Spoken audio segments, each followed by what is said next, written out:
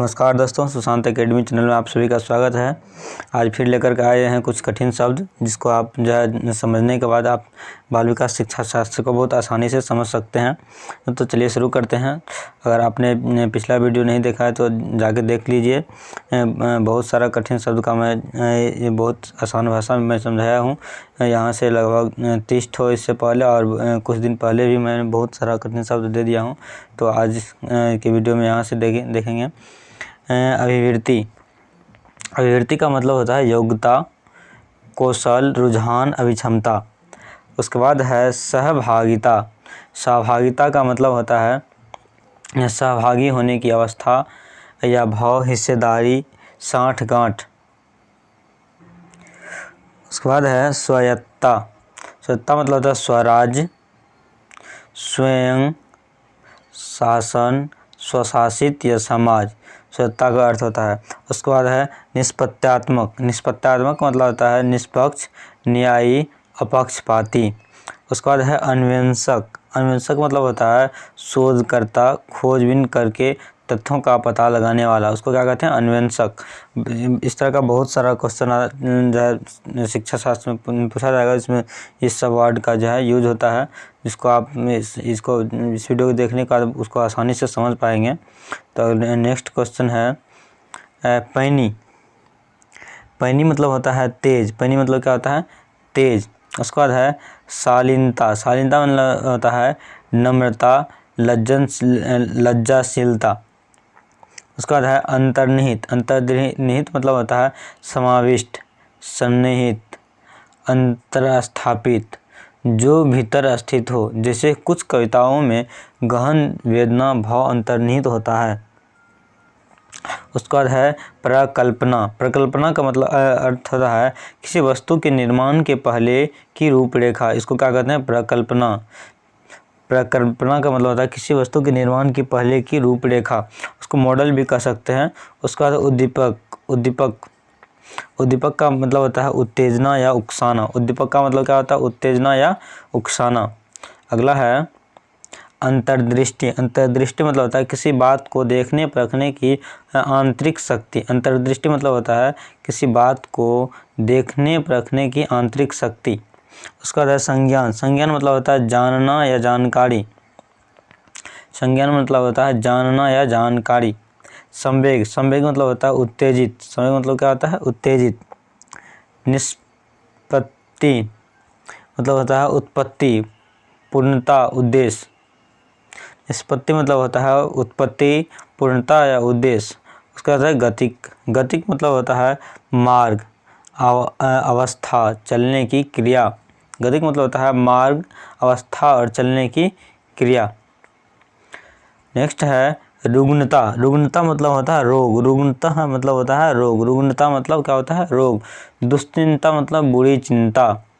लोलुप मतलब लालची, लोभ। लोलुप मतलब क्या होता है? लालची, लोभ। अनुभूति मतलब एहसास, संवेदना या अनुभव। संकल्पना मतलब होता है कल्पना करने की क्रिया या भाव। धारणा, इच्छा, विचारपूर्ण तथा बौद्धिक अर्थ। संकल्पना मतलब होता है। नेक्स्ट है अंतरण। अंतरण मतलब है ट्रांसफर या स्थानांतरण, जिसको एक जगह से दूसरा जगह कर सकते हैं। चेतन। चेतन मतलब होता है आत्मा, जीवन जिसमें चेतना हो। उसके बाद है अचेतन। अचेतन का मतलब होता है बेहोश, बेसुध, निर्जीव, अज्ञानी। ये सब जो है अचेतन का मतलब। उसके बाद अचेतन के बाद है निहित। निहित मतलब होता है किसी वस्तु के अंदर स्थित छिपा हुआ। निहित मतलब होता है किसी वस्तु के अंदर स्थित छिपा हुआ। उसके बाद है संदर्भ। संदर्भ का मतलब होता है किसी पुस्तक या ग्रंथ में उल्लेखित बातें जिसका उपयोग जानकारी बढ़ाने के लिए किया गया हो। प्रसंग। उसके बाद है आत्मसात। आत्मसात का मतलब होता है अपने अधिकार में लिया गया या समाहित किया हुआ। आत्मसात का मतलब होता है अपने अधिकार में लिया गया या समाहित किया हुआ। उसके बाद है सहज। सहज मतलब होता है सरल, सुगम, स्वाभाविक या जन्मजात। अर्जन मतलब होता है हासिल करना या कमाना। सारहीन मतलब होता है जिसमें कोई उत्तम तत्व न हो, उसे क्या कहा जाता है? सारहीन। उसके बाद महत्वहीन तत्व को ही सारहीन कहा जाता है। वाचाल, वाचाल का अर्थ होता है बहुत अधिक बोलने वाला। वाचाल का अर्थ क्या होता है? बहुत अधिक बोलने वाला। नेक्स्ट क्वेश्चन है अपरिपक्वता। अपरिपक्व, अपरिपक्व मतलब का मतलब होता है अनुभव में कच्चा या अकुशल। अपरिपक्व का मतलब होता है अनुभव में कच्चा या अकुशल। अनुकरण मतलब होता है देखा देखी या नकल करना। अनुकरण में मतलब क्या होता है? देखा देखी या नकल करना। समृद्ध मतलब होता है भरा पूरा। जैसे कोई किसी तरह से समृद्ध होता है, परिपूर्ण होता है, उसको क्या कहते हैं? समृद्ध। स्वाभाविक, जो उसके जो स्वभाव से उत्पन्न हुआ, जो खुद से नेचुरली, उसको क्या कहते हैं? स्वाभाविक। सामाजिकता के बारे में हमेशा वाइगोत्स्की की बात करते हैं। देखो कुछ वर्ड ये भी दे दिए हैं कि जो सटीक है, जो कभी बदलने वाला नहीं है, उसको भी मैं इसमें डाल दिया हूँ। जैसे यहाँ पर है सामाजिकता के बारे में हमेशा वाइगोत्स्की क्या करते हैं? बात करते हैं। नेक्स्ट है अवचेतन। अवचेतन का मतलब है जिसमें पूरी चेतना न हो, थोड़ी चेतने वाला। अवचेतन का मतलब होता है जिसमें चेतना न हो, थोड़ी चेतन वाला। अवचेतन किसे कहते हैं? आत्मा, जीव, आदमी, चेतन युक्त, जैसे कि चेतन।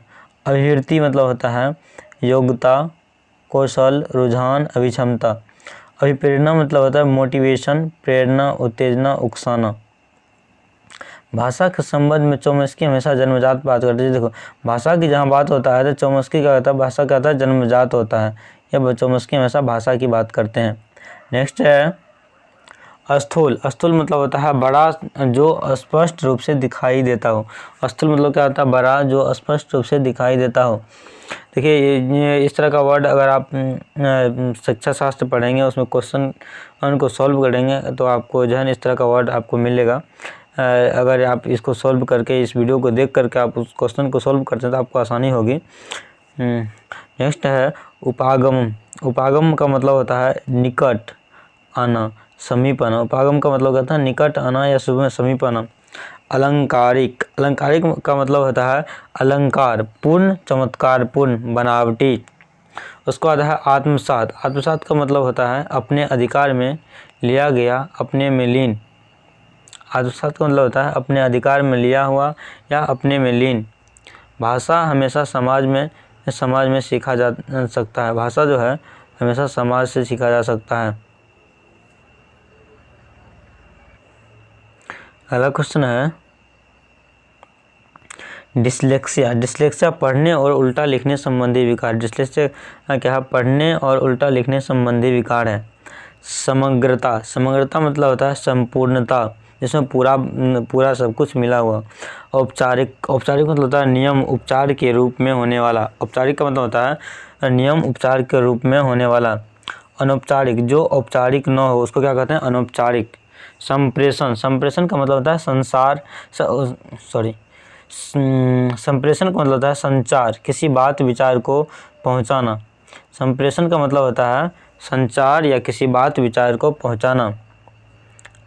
अगला है अव्यक्ति। अव्यक्ति का मतलब होता है अव्यक्त करने की क्रिया जिसमें पूर्ण संप्रेषण हो सके, प्रकट या प्रकाशित करने की प्रक्रिया, उसको क्या कहते हैं? अव्यक्ति। अव्यक्ति जिसको जो पूर्ण संप्रेषण हो सके या प्रकट, यानी कोई भी बात किसी को बता दें, उसको क्या कहते हैं? अव्यक्त करना। सर्वोपरि, जो सबसे ऊपर बढ़कर हो, उसको क्या कहते हैं? सर्वोपरि।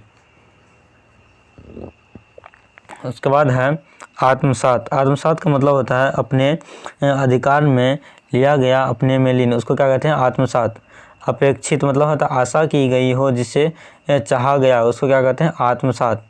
अपेक्षित मतलब होता है आवश्यक, जरूरी। अपेक्षित मतलब क्या होता है? आवश्यक और जरूरी। नेक्स्ट है नियमबद्ध। नियमों के अनुसार चलने वाला, नियमानुकूल। नियमबद्ध मतलब होता है नियमों के अनुसार चलने वाला, नियमानुकूल। नियमानुकूल यानी नियम के अनुकूल। उद्देश्य मतलब होता है लक्ष्य। उद्देश्य का मतलब क्या होता है? लक्ष्य।